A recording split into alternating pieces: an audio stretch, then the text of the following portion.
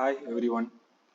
Today we are going to see about the characteristic compressive strain compliance requirement for concrete cubes. So we can refer IS 456 2000 reaffirmed 2021.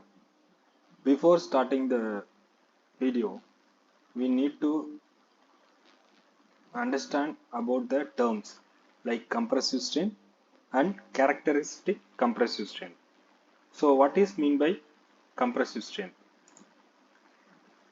I have taken one reference from IS 6461 part 8 compressive strain. The measured maximum resistance of a concrete or a mortar specimen to axial loading expressed as force per unit cross sectional area.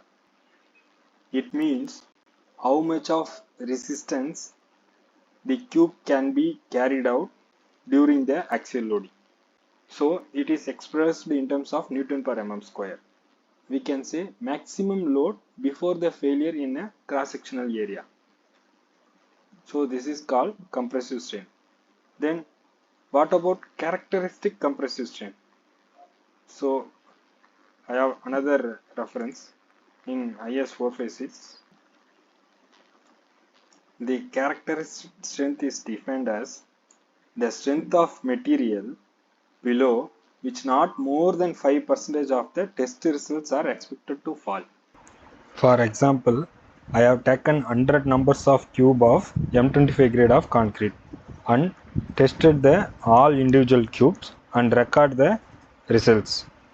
In these results, 5 numbers of cube can be lower than the 25 Newton per mm square. The rest of the cube results should be equal or above to the 25 Newton mm square. If the results are satisfied with this condition, we can say the characteristic compressive strength of concrete is 25 Newton per mm square. What about the characteristic compressive strength compliance requirement? For table 11, characteristic compressive strength compliance requirement. Class 16.1 and 16.3. But this is the previous one. The amendment one is there. In amendment number 4, table number 11 is revised, the characteristic compressive strength compliance requirement. In that specific grade and mean of group of 4 non-overlapping consecutive test results or individual test result. So the grade of concrete is M15 and above.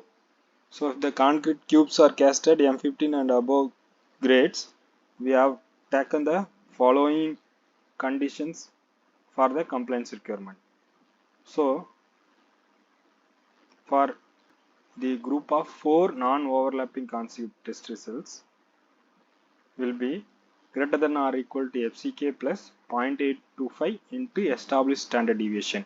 We can round it off nearest 0.5 Newton per mm square or FCK plus 3 Newton per mm square. In the two condition, whichever is greater, we can take the greater value. These conditions are for mean value. For individual value, greater than or equal to FCK minus 3 Newton per mm square. If the samples have not 4 numbers, so if the samples are only 3, if we have 3 samples, the mean of the test results shall be FCK plus 4 Newton per mm square as a minimum. For an individual test result, FCK minus 2. This condition will be applicable if the number of samples below 4. However, if the number of samples is only 1, so the minimum requirement is FCK plus 4 Newton per mm square as a minimum. This is the important note in the compliance requirement. Another note is there. In that note, they stated that the standard deviation, the established standard deviation can be taken from the table number 8. So this is the assumed standard deviation values, or otherwise if the 30 number of samples is there, so we can calculate the standard deviation from the test results. So these are two main common nodes is there. For example, we have taken M25 grade of concrete and the standard deviation is 4 as per the table number 8. The option 1 is FCK plus 0.825 ST. The value is 28.3. Option 2 FCK plus 3. The value is 28. So in that the greater value is 28.3. So we take a 28.3 value. For the test results of 28 days, the sample 1 test result of 28 days result for M25 grade of concrete, the value is 28. For sample 2, 28.67, sample 3, 28.33, and sample 4, 29.3, and sample 5 is 26.3. For mean of group of 4 non-overlapping test results, it means the 4, 1, 2, 3, 4. The mean value is 28.583. So the value of 28.583 is greater than the 28.3. So the set of 4 number of cube results are satisfactory with respect to our IS 456 compliance requirement. For another example, we have taken another 4 values like 31, 30, 32, but one value lower the M25. So 22. But for the average, we get 28.75. So it's greater than the 28.3. So it is acceptable. And one more reason is that the individual value should not be less than 22. So individual value is not less than 22. It's equal to 22. So we can say it is the cube results are satisfactory for the group of 4 non-overlapping and non-overlapping system. So we need to understand the terms. For one day, the 50 m cube was casted in the same grade. The number of samples are casted is 4.